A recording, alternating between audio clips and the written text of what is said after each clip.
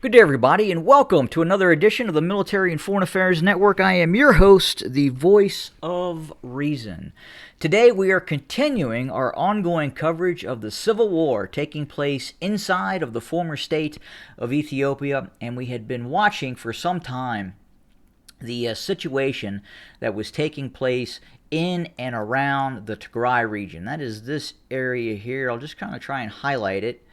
This was an area of northern Ethiopia that attempted to have lawful elections going on 2 years ago, back in 2020.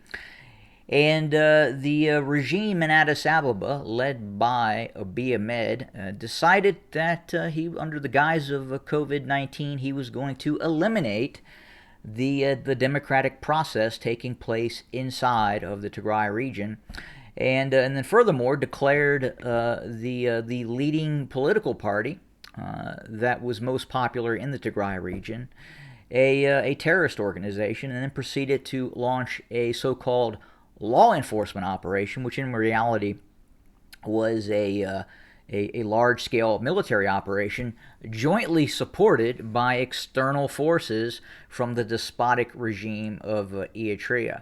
Some analysts believe that Eritrea is more despotic than even North Korea. So just to kind of give you an idea of what the Tigray region is dealing with. Again, hostile forces to the north, to the south, and even to some extent to the east as well, which is still the Afar region of Ethiopia, the former state of Ethiopia. But eventually, the Tigrayan Defense Forces were able to evict the despotic forces of Eritrea and the Abiy Ahmed loyalist forces that had occupied much of the Tigray region. They were militarily defeated and then driven out, and then the Tigray Defense Forces launched a counter-invasion of northern Ethiopia, almost toppling the regime, getting not too far from the capital of Addis Ababa. They had advanced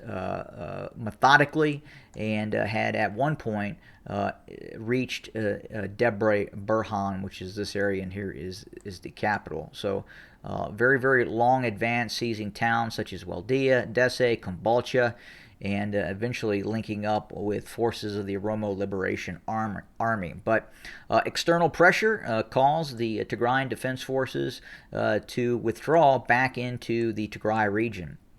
However, the forces of Abiy Ahmed and the despotic regime in Eritrea continue its anaconda strategy, continue to attempt to starve the Tigray region to death, leading ultimately to the TDF, or the Tigrayan Defense Forces, looking to utilize a military solution to finally break the siege and reclaim western Tigray from the despotic regime of Eritrea and the Abiy Ahmed loyalist forces that continue to occupy western Tigray. Now, western Tigray, a reclamation of western Tigray would give the Tigray region access to a shared international border with Sudan, and thus breaking the siege of the Tigray region. So, within the last 48 hours, we have received reports of fighting taking place within the vicinity near the Takazi River. In this locale,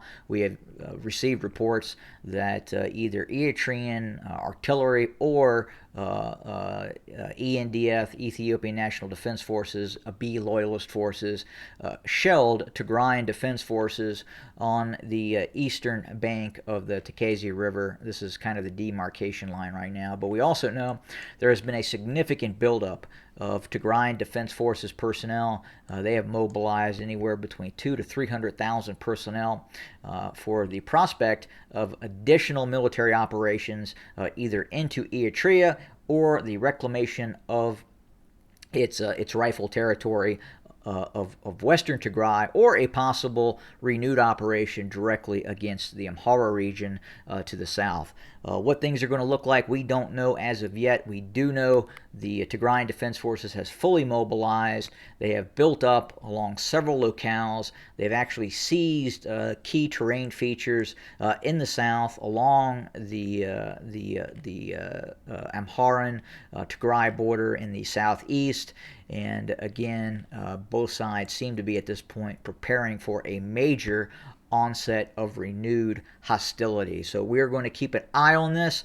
We are going to continue to keep our ear to the ground and receive as much information as we can. I do have a few contacts that I am working with to receive information, but again, it's very, very difficult to obtain said information given this ruthless anaconda strategy that the despotic regime of Eritrea and the Abiy Ahmed loyalists have undertaken against the Tigray region. So again, we will continue to monitor, report, and we will bring you new information as soon as we receive it.